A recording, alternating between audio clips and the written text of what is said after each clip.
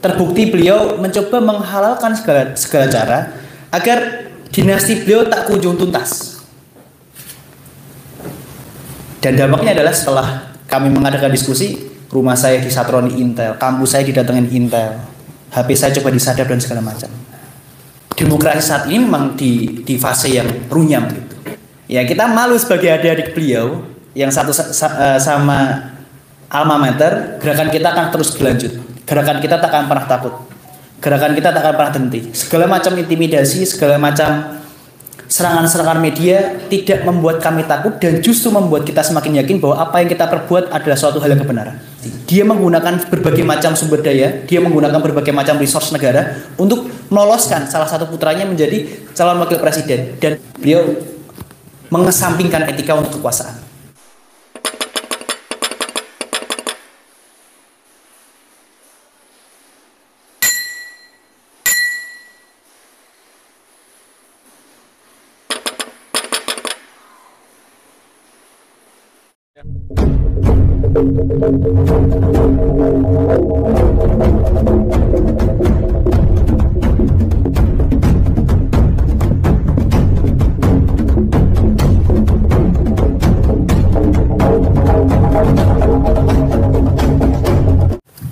Selamat sore teman-teman sekalian, para audien dan para narasumber yang hadir pada kesempatan sore hari ini.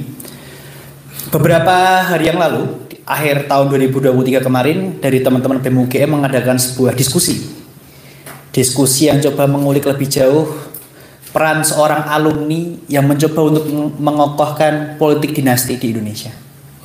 Di diskusi itu kita juga memberikan beliau, Pak Jokowi, sebagai gelar alumnus paling memalukan dari UGM. Bukan tanpa sebab. Terbukti beliau membuat demokrasi semakin runyam. Terbukti beliau mencoba untuk mengintervensi KPK secara langsung. Terbukti beliau mencoba menghalalkan segala cara agar dinasti beliau tak kunjung tuntas. Dan dampaknya adalah setelah kami mengadakan diskusi, rumah saya disatroni Intel, kampus saya didatengin Intel, HP saya coba disadap dan segala macam. Lantas demokrasi mana yang kita bahas pada kesempatan sore hari ini?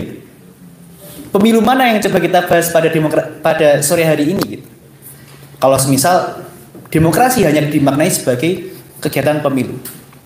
Kemarin beberapa teman-teman dari ratusan kampus juga menyebar ratusan pamflet ke berbagai macam kampus yang di sana mencoba untuk mengulik peran-peran para kontestan elektoral terhadap aktivis kampus beberapa tahun silam.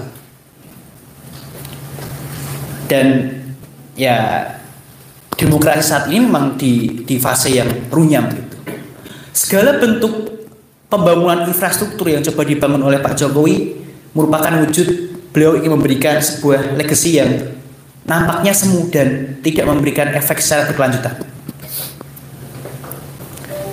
Gelar alumnus paling memalukan pun kita berikan sebagai wujud, ya kita malu sebagai adik-adik beliau yang satu sama alma mater melihat tingkah pola beliau yang sangat merugikan dalam konteks politik.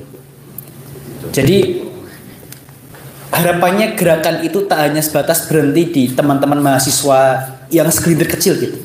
Harapannya bisa semakin terekspansi, harapannya bisa semakin membesar. Dan jangan sampai lagi-lagi 2024 hanya sebatas memilih gitu, tapi juga memilah, memisahkan mana kontestan politik yang dia bisa memberikan jawaban, memisahkan para kontestan politik yang bisa memberikan solusi atas permasalahan yang ada. Dan benar kata Mas Bisma tadi, bahwa gerakan kita akan terus berlanjut. Gerakan kita tak akan pernah takut. Gerakan kita tak akan pernah henti. Segala macam intimidasi, segala macam serangan-serangan media tidak membuat kami takut dan justru membuat kita semakin yakin bahwa apa yang kita perbuat adalah suatu hal yang kebenaran. Dan tentu masa depan bangsa di tangan kita semua. Jika tidak kita, siapa lagi? Mungkin sekian dari saya. Yang kemarin yang 899 itu apa idenya?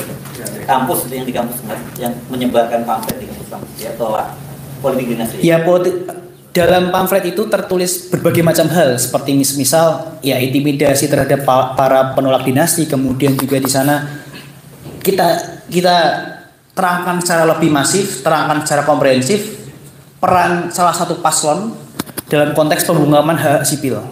Kemudian coba kita terangkan juga soal berbagai macam skenario, berbagai macam cara agar politik dinasti di Indonesia ini semakin runyam.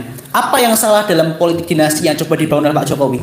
Dia atau beliau menjegal konstitusi itu sendiri untuk melanggengkan politik dinasti. Dia menggunakan berbagai macam sumber daya, dia menggunakan berbagai macam resource negara untuk meloloskan salah satu putranya menjadi calon wakil presiden. Dan itu ya sudah sesuai dengan salah satu teori bahwa beliau mengesampingkan etika untuk kekuasaan. Kurang lebih begitu, Mas Hersu. Yes.